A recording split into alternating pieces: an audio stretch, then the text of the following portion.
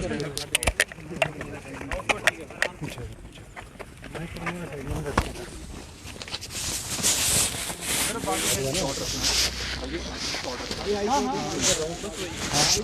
पीछे गेट से बाहर, गेट से बाहर। सर यही करेंगे सर, यहाँ पर बस सर यही लैंड जी एक ही माइक पकड़ा हूँ जी सर। आज मैं पूछने की जरूरत नहीं, मैं हिंदी और इंग्लिश में बोल रहा हूँ। आप लोग हिलाएंगे तो किसी का नहीं आएगा, सबको नुकसान होगा, इसलिए नीचे रख लीजिए। मैं 2 शब्द बोलूँगा हिंदी में, 2 शब्द इंग्लिश में। कोई प्रेस कॉन्फ्रेंस नहीं है, हिलिए नहीं और आवाज़ नहीं करिए तो किसी का नहीं आएगा। नहीं तो ऊपर कर रहे हैं आप तो नहीं आएगा किसी का। देखिए, मैं किसी और काम से आया हूँ, न प्रेस वक्तव्य के लिए आया हूँ, न प्रेस कॉन्फ्रेंस के लिए आया हूँ। आप लोग यहाँ पूछने आए हैं, इतनी तकलीफ उठा के, इसलिए बता रहा हूँ। मैंने यहाँ याचिका दर्ज की है आज, वो चुनाव को चुनौती देने वाली याचिका है, और उस याचिका में महत्वपूर्ण कानूनी मुद्दे उठाए गए हैं। माननीय उच्च न्यायालय अपने नियमों के अनुसार उस याचिका को देखेगा और उसके बाद उसमें अग्रिम आगे प्रक्रियाएं होंगी। चुनाव का खेल खत्म हो गया, चुनाव की बात खत्म हो गई। ये कानूनी प्रक्रिया है, इसमें कोई राजनीति नहीं होती है। और एक ऐसा थोड़ा सा विचित्र सा नियम है कि ऐसी याचिका दायर करने के लिए भी याचक को खुद पेश होना पड़ता है। आमतौर पे दायर करने के लिए खुद पेश होना आवश्यकता नहीं होती है, लेकिन चूंकि नियम ऐसा है इसलिए मैं आया हूँ, नहीं तो मैं आने का कोई शायद आवश्यकता भी नहीं होती इस वक्त। बाकी क्या होगा वो बाद की बात है, जब ये माननीय उच्च न्यायालय इसको देखेगा और इस पर एक्शन लेगा। सर किस तरह की आई हैव याचिका का जो मूल स्रोत है, जो मूल उसमें ग्राउंड लिया गया है, वो संक्षेप में सिर्फ इतना है कि ये धारणा, ये प्रचलन या ये इंटरप्रिटेशन किसी नियम का, जिसके अंतर्गत जिसका नाम अगर टाई में, अगर बराबरी में जिसका नाम निकले वो हार जाए, ये धारणा, ये प्रचलन, ये इंटरप्रिटेशन कानूनी रूप से गलत है। ये आमतौर पे संस्कृति में, सोच में, कॉमन सेंस में जिसका नाम निकलता है, जब 2 ही लोग होते हैं और दोनों में बराबरी होती है, तो जिसका नाम निकलता है उसको जीतना चाहिए। ये जो नियम का इंटरप्रिटेशन दिया गया है किसी के भी द्वारा, वो गलत है, और इसलिए अगर ये इंटरप्रिटेशन गलत है तो जो परिणाम घोषित हुआ वो भी गलत होगा।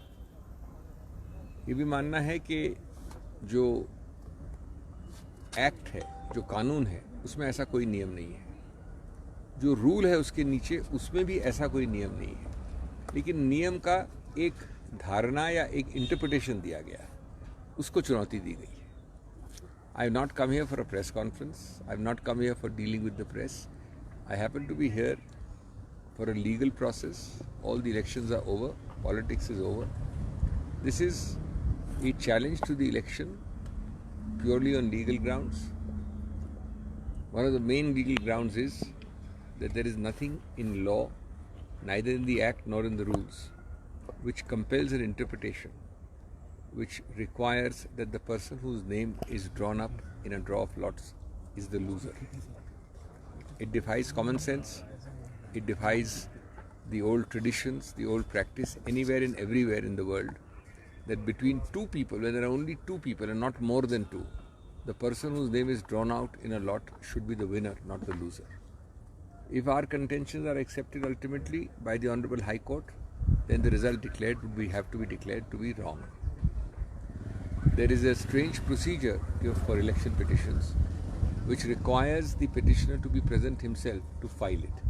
That is why you find me here today. That's about the long and short of it. I am here only for a few hours, and having filed it, I shall be going back to Delhi, and then the legal process will take over. Our lawyers will deal with it in the court. Thank you. Sir, जो आपके प्रस्तावक थे उन्होंने भी cross voting की, तो क्या इस तरह का प्रावधान है कि उनके खिलाफ कोई याचिका हो सकती है या की है आपने? अब मैं वो बातें अलग हो गई, खत्म हो गई। आज प्रस्तावक भी नहीं रहे, वोटिंग भी नहीं रही, क्योंकि वो डिस्क्वालीफाई हो चुके हैं। आज की बात कोई दूसरी बात है। ठीक, थैंक यू।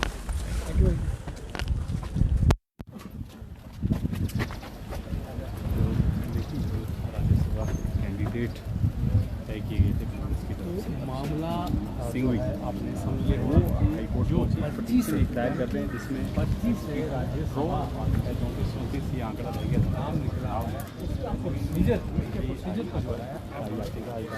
अभिषेक मनु सिंघवी ने हिमाचल प्रदेश ही है जिनमें आप इसको ड्रॉ होने पे बाद किसी का नाम निकलती है तो उसको अविनय का प्रावधान नहीं है। तो दर्शकों, यहाँ पर कांग्रेस के वरिष्ठ नेता व वरिष्ठ अधिवक्ता वो राज्यसभा में कांग्रेस के प्रत्याशी अभिषेक मनु सिंघवी यहाँ पर पहुँचे हैं और आज उन्होंने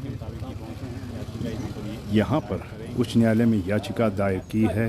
जिस प्रकार से राज्यसभा में यहाँ पर 34 रह गए थे और 25 से यहाँ पर फैसला हुआ था और यहाँ पर उस मुद्दे को लेकर ये पहुँचे हैं क्योंकि इनका साफ तौर पे कहना है कि इस तरह का कोई प्रावधान नहीं है और आज यहाँ पर वो हाई कोर्ट में पहुँचे हैं और इसको लेकर यहाँ पर याचिका इन्होंने दायर की है।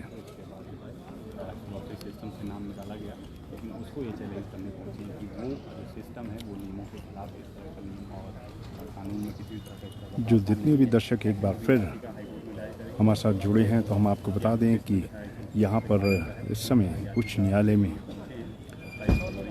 कांग्रेस के वरिष्ठ नेता अधिवक्ता वो राज्यसभा चुनाव में कांग्रेस के प्रत्याशी अभिषेक मनु सिंघवी यहाँ पर पहुँचे हैं और उन्होंने कोर्ट में एक याचिका दायर की है और इनका साफ तौर पर यहाँ पर कहना है कि जिस प्रकार से यहाँ पर 34 वोट थे और उसके बाद यहाँ पर पर्ची के द्वारा फैसला किया गया तो उनका कहना है कि इस तरह का कोई प्रावधान नहीं है और आज इन्होंने यहाँ पर कोर्ट में याचिका दायर की है। तो अभी तक इस लाइव स्ट्रीम में इतना ही। जो भी इस खबर में अपडेट होगी वो हम आपके साथ साझा करेंगे। तब तक के लिए हमें इजाज़त दीजिए। धन्यवाद।